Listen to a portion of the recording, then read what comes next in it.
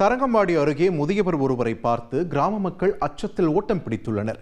ஏன், எதற்காக விவரிக்கிறது இந்த தொகுப்பு. மயிலாடுதுறை மாவட்டம் தரங்கம்பாடி அருகே மேலப்பாதி பகுதியில் கடந்த 22ஆம் தேதி அடையாளம் தெரியாத ஆண் சடலம் காவிரி ஆற்றில் கிடந்தது. உடல் அழுகி போயிருந்ததால் அடையாளம் காண்பதில் சிக்கல் ஏற்பட்டது. உடலை மீட்ட செம்பனார் கோவில் போலீசார் பிரேத பரிசோதனைக்காக அரசு மருத்துவமனைக்கு அனுப்பி வைத்து விசாரணை நடத்தினர். ஆற்றில் மூழ்கி இறந்தது மருதூர் லட்சுமி நாராயணபுரத்தைச் சேர்ந்த 62 வயதான செல்வராஜ் என்று கிராம மக்கள் தெரிவித்துள்ளனர். இதையடுத்து செம்பனார் கோவில் காவல் நிலையத்தில் செல்வராஜின் மனைவி சாந்தி புகார் அளித்ததை அடுத்து உடல் பிரேத பரிசோதனை செய்யப்பட்டு ஒப்படைக்கப்பட்டது. உடலை பெற்ற குடும்பத்தினர் இறுதி காரியங்கள் செய்து தகனம் செய்துள்ளனர். இந்நிலையில் மருதூர் கிராமத்திற்கு செல்வராஜ் உயிருடன் வந்துள்ளார். அவரை கண்ட கிராம மக்கள் அதிர்ச்சி அடைந்ததோடு சிலர் ஓட்டம் பிடித்துள்ளனர். ஏன் எல்லோரும் தன்னை பார்த்து ஓடுகிறார்கள் என நினைத்த செல்வராஜுக்கு அப்போதுதான் கதை புரிந்துள்ளது.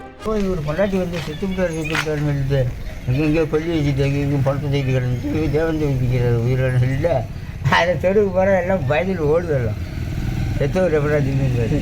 தான் எங்கே சென்றிருந்தேன் என்பதையும் செல்வராஜ் கூறினார்.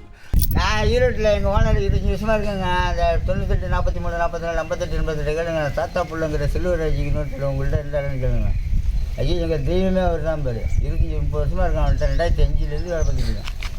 தனது குடும்பத்தினரிடம் 30 படைத்து விட்டீர்களா, சரக்கு வைத்து படைத்திருப்பீர்களே, எங்கே சரக்கு என்று கேட்டதாக சிரித்துக்கொண்டே கூறிய செல்வராஜ் தனக்கு இப்போது சாவு இல்லை, 100 வயதில் தான் சாவேன் என்று கூறினார்.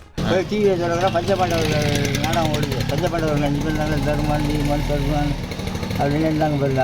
அவங்க நாடகம் ஓடுது. அப்போ நாடகம் ஓடும்போது அப்போ பேட்டி கேட்குறாங்க. இங்கே அடிக்கடி எந்த நேயர் பார்த்துட்டு இருக்காருன்னு சொல்லி அங்கே யாராவது கேட்குறாங்க இந்த டிவிலேயே. அப்போ இந்த நேயர் சொல்கிறாங்க, இந்த நேயர் தான் வந்து அடிக்கடி பார்க்குறாருன்னு அவருக்கு 100 ஆண்டு ஆயுள் கொடுங்கிறாங்க. எனக்கு அப்படியே மனசில் அப்படியே போயிடுது. உயிருடன் உள்ள நபர் இறந்துவிட்டதாக கருதி உடல் தகனம் செய்யப்பட்டு விட்டதால் ஆற்றில் பிணமாக மிதந்தவர் யார் என தெரியாமல் போலீசார் குழப்பமடைந்துள்ளனர். இந்நிலையில் தனது பெயரில் இறந்த அந்த நபருக்கு மோட்சம் கிடைக்கும் என நெகிழ்ச்சியுடன் தெரிவித்தார் செல்வராஜ்.